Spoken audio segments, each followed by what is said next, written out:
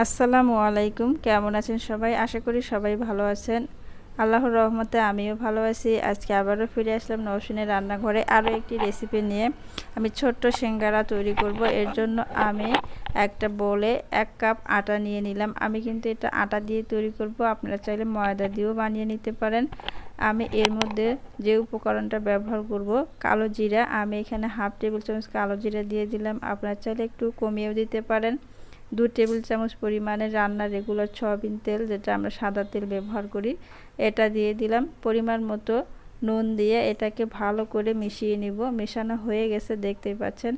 এরকম একটা দলা বাঁধানো হলে আপনি বুঝতে পারবেন যে এটা আপনার রেডি হয়ে গেছে। এর মধ্যে রুম টেম্পারেচারে থাকা ঠান্ডা পানি দিয়ে আমি একটা শক্ত ডো তৈরি করব। ডোটা রেডি হয়ে গেছে। আমি এটাকে ঢাকনা দিয়ে ঢেকে রাখবো বা ভিজা কোনো কাপড় দিয়ে ঢেকে রাখতে হবে, যাতে উপরটা শুকিয়ে না যায়। আমি পুরটা তৈরি করব, এর জন্য আলু নিয়েছি। আলুটাকে কেটে নেব। কেটে নিয়ে চলে আসলাম চুলায় একটা ফ্রাই প্যান বসিয়ে এর মধ্যে দিয়ে দিলাম 2 টেবিল চামচ সয়াবিন তেল। সয়াবিন তেলটা গরম হয়ে গিয়েছে। এর মধ্যে দিয়ে দিলাম পেঁয়াজ কুচিটা একটু ভাজার পরে এর মধ্যে আমি অ্যাড করব কাঁচামরিচ। আমি 3টা কুচি করে নিয়েছি। আপনারা চাইলে কমিয়ে বাড়িয়ে নিতে পারেন, যার যেমন ঝাল খেতে পছন্দ। আমি এখানে 5 ফোড়ন দিয়ে দিলাম, স্বাদ অনুযায়ী নুন, হলুদ গুঁড়ো, পরিমাণ মতো ধনিয়া এবং জিরা গুঁড়া আমি 1 চামচ দিয়ে দিলাম। আর শুকনা মরিচের গুঁড়া, যেহেতু কাঁচা মরিচ দেওয়া আছে, শুকনা মরিচ সামান্য পরিমাণে দিয়ে মশলাটাকে ভালো করে মিশিয়ে নিব।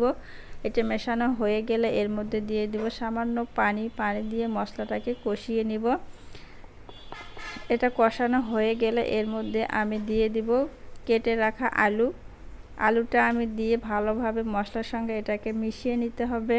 মেশানো হয়ে গেলে আমি এটাকে ঢাকনা দিয়ে ঢেকে রাখবো 3 থেকে 4 মিনিটের জন্য লো আছে।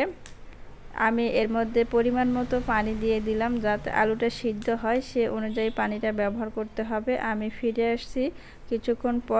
আসলাম কিছুক্ষণ পর আলুটা আমার সিদ্ধ হয়ে গেছে। আমি এর মধ্যে দিয়ে দিব ধনিয়া পাতা কুচি। আপনারা চাইলে এটা স্কিপ করতে পারেন, আবার দিতেও পারেন। ধনিয়া পাতাটা দিলে খেতে ভালো লাগে। এটা দেওয়া হয়ে গেছে, আমি এটাকে নামিয়ে নিব। আমি চলে আসলাম আবার সিঙ্গারা তৈরি করার জন্য। আমি এখানে আটাটা নিয়ে আমি একটু মথে নিব। আটাটা কিন্তু নরম হয়ে গিয়েছে, দেখতেই পাচ্ছেন। আমার এটা হয়ে গেছে, আমি এটাকে কেটে নিব। জাস্ট আমি যে কয়টা বানাবো তার থেকে অর্ধেক ভাগ করতে হবে। একটা রুটি থেকে কিন্তু 2টা সিঙ্গারা তৈরি হবে। আমি এটা একটা রুটির সাইজে বলে নিব। সিঙ্গারা রুটিটা কিন্তু একটু লম্বা সাইজের হবে। আমি মাঝখানে কেটে নিলাম।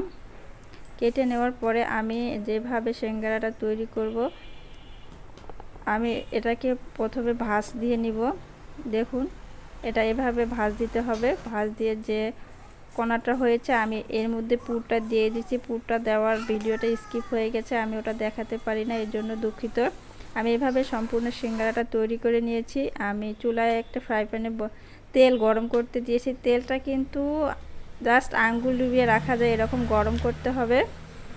আমি তেলের মধ্যে দিয়ে দিলাম সিঙ্গারাটা। দেখতেই পাচ্ছেন তেলটা কতটা গরম হয়েছে, সামান্য গরম হয়েছে তেলটা। এভাবে দিয়ে আস্তে আছে এটাকে ভেজে নিতে হবে। এটাকে একটু সময় ধরে ভাজতে হবে।